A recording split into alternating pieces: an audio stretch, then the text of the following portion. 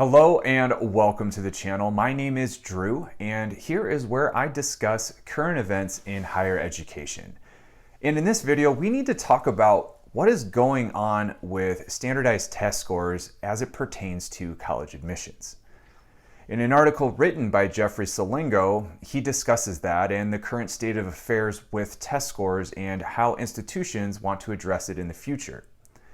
But to give you some context and some history, when it comes to these test scores, and we are talking about the ACT and the SAT, those were traditionally used as ways to get through a large number of applications in a short amount of time just by looking at the score.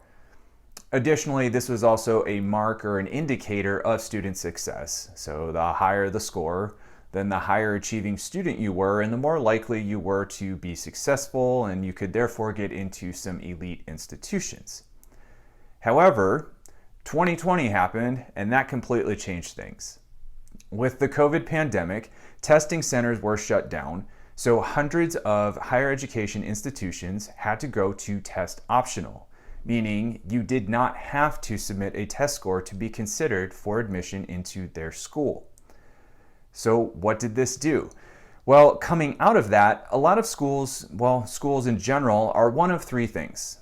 One, they are still requiring test scores for consideration. Two, they are moving to test optional. Or three, they are moving to test blind admissions where they don't even consider test scores at all. Now, this has sort of shaken up the world of higher education, and no one really knows what this means because it's still too early to tell. And one example is MIT recently went back to requiring test scores for their future admission cycles because they feel that looking at historical data of their own admissions data, they have found that students who submitted lower test scores were not as successful as those who did have higher test scores, meaning test scores are an indicator of success. Now, conversely, there are other schools, and this is all anecdotal at this point, they are reporting that in terms of GPA, so we will look at first-year students who submitted test scores and students who did not submit test scores in the same first-year cohort, their GPAs were really not that far apart. So now that introduces the question of, are the tests truly an indicator of student success, or does it even matter? A lot of schools have also found that students who did not submit test scores in the first year, they had a rough GPA in that first year, those first 2 semesters, but then subsequently raised the GPA as they learned how to become a college student and how to navigate their college career. So, what happens? Well, it's created sort of 2 byproducts. One of them is students taking test scores are seeing higher rates of anxiety. But why? Tests are optional.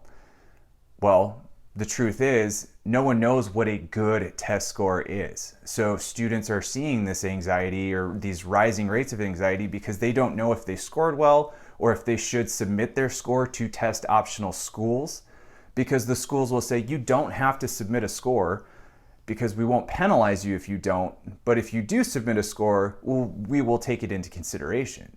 But if you don't know what a good score is it going to hurt you or is it going to help you? College counselors in their high schools are also feeling the same sort of anxiety because they don't know how to guide their students.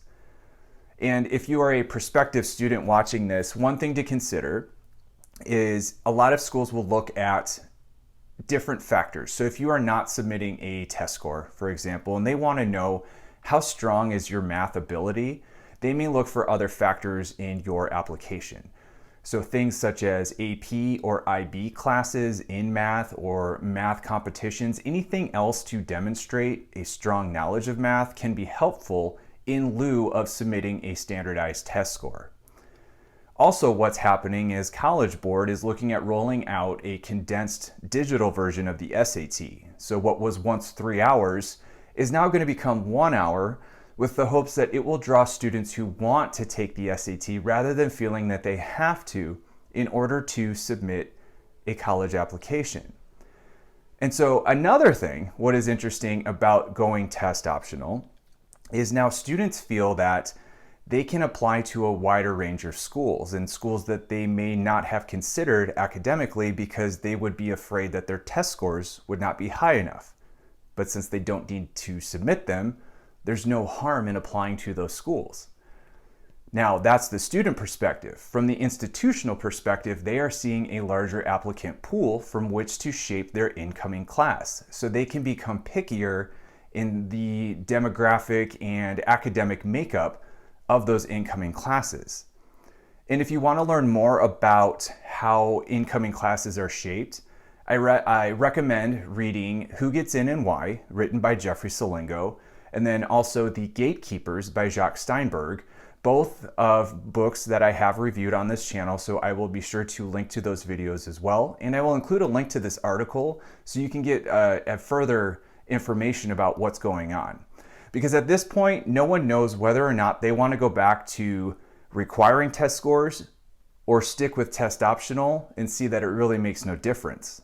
And this is also trickling down to high school students because they don't know how to prepare themselves either. Do they prepare for standardized tests, or do they look at becoming strong students in other ways?